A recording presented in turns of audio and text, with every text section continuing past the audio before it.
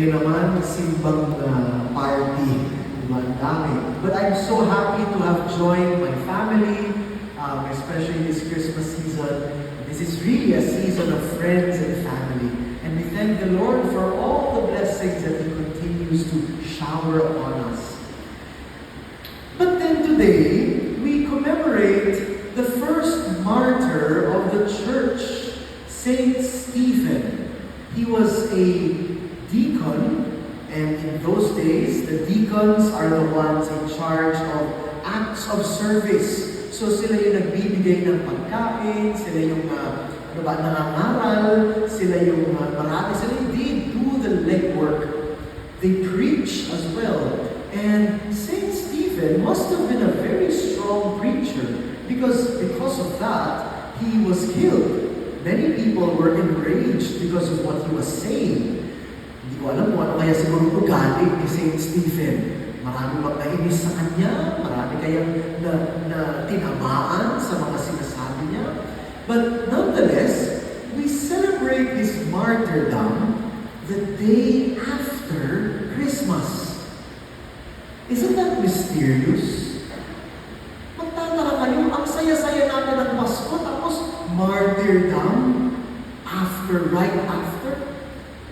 But then maybe it is a reality and the truth that the church wants to say that yes, we believe that the Lord has been born in our midst, but the Lord also understands that life, especially life on earth, mortal life, will lead to death. Pagkatapos natin mag-party at kumain ng lahat ng bawal na pagkain, alalahanin mo, mamamatay ka rin. Diba? Na parang yung sinasabi ng simbahan sa atin, yes, all of this is good, but all of this is not what we are looking for. Earthly pleasures, earthly life, earthly joys is not the end of everything. We will die, and when we die, we receive the crown of immortal life, and that is what we want. That is what we live for. And God knew this.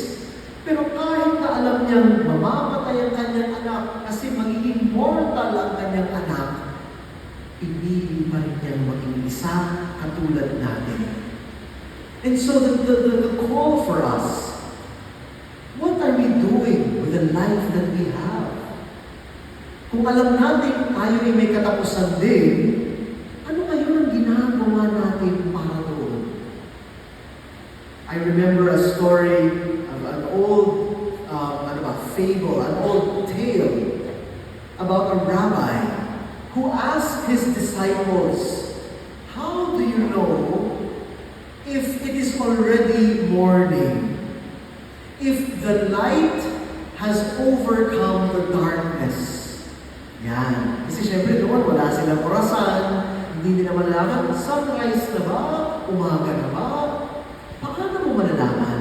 Sabi ng isang estudyante niya, his disciple, you will know if the light has overcome the darkness if from a distance you can distinguish between a cow and a donkey.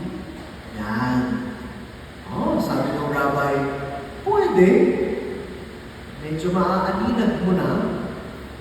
Sabi naman ng isa, you can distinguish if the light has overcome the darkness, if you can look at the trees, and you can distinguish whether this is an apple tree or an orange tree. Yan, ganyan sila, di ba? Hindi naman namin alam yung konteksto.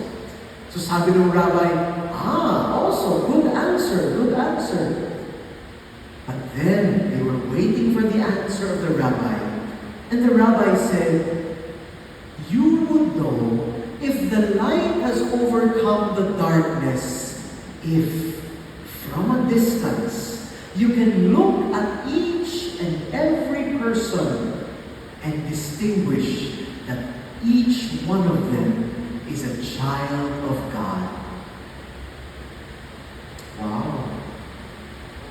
And I think that is really the basis of how can we tell kung talagang sa puso natin, light has overcome, not darkness.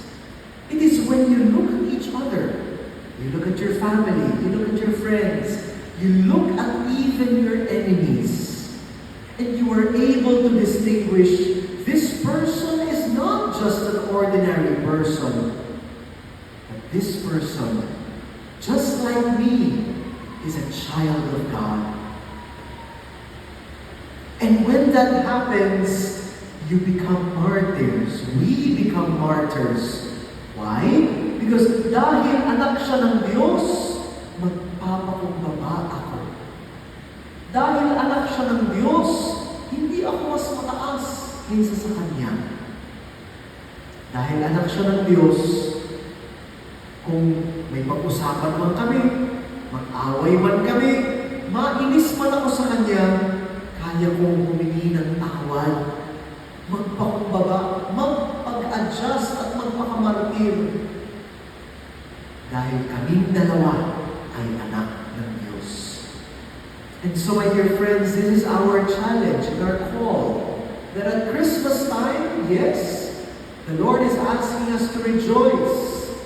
But at the same time, not to settle for earthly joys, but to settle for the joy of heaven. And how can we get there? We imitate Saint Stephen. Let us humble ourselves, become martyrs in the everyday choices that we make, and so receive the crown of eternal life. Dear Lord, we thank you for the gift of your life and your Son. We ask you to be like Him. We ask you that we be like Him. That we become martyrs of the faith, loving as much as we can, just like Jesus. Amen. Amen.